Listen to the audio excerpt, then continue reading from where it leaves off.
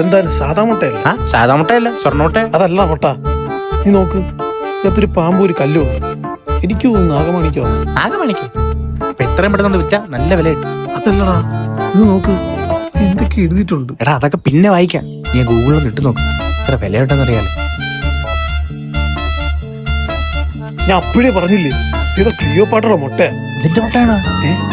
എനിക്കിതൊക്കെ അറിയൂ. അത് മറ്റേ ടർക്കി കോഴിയെ പോലത്തെ കോഴിയുടെ അല്ലേ?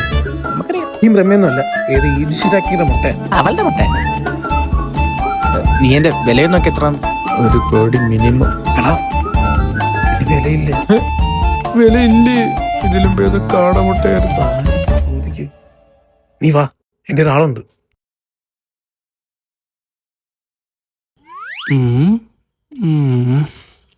ഇതെന്തിനാ നീ പുഴുങ്ങി തിന്നാന്? ഒരു ബോസ് ഉള്ളതെങ്കിൽ 24 മണിക്കൂർ എന്നെ മാറ്റാവിടെ, എന്നെ മാറ്റാവിടെ. ഞങ്ങളെ കോഴിയായിരുന്നു ഇട്ട് കൊടുത്തേന്. ഷേ, എന്നാലും 6 അവൻ 12 മണിക്കൊന്ന് അപ്പിയിട്ടവൻ. അവനെ ഞാൻ എവിടെ പോയി കണ്ടുപിടിക്കും?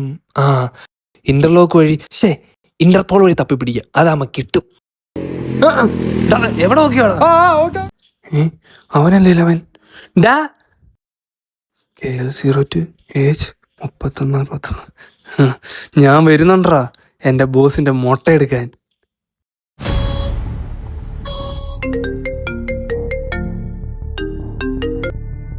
Hello boss. സെർച്ചിൽ എന്തായി? ഫൈൻഡറിൽ എതിരൊന്നും വന്നില്ല ബോസ്. എന്തെങ്കിലും കിട്ടിയ ഉടൻ തന്നെ അറിയിക്കണം. Yes boss.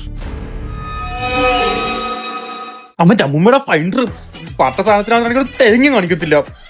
6-7 വർഷവും ഞാൻ ആ ചുമന്ന് കോണം എടുത്തോണ്ട കാലിരിക്കുന്നു. ഇങ്ങനെ പോയി ആരേലും എന്റെ അടുത്തൊന്ന് വില വയ്ക്കുമോ എന്തോ.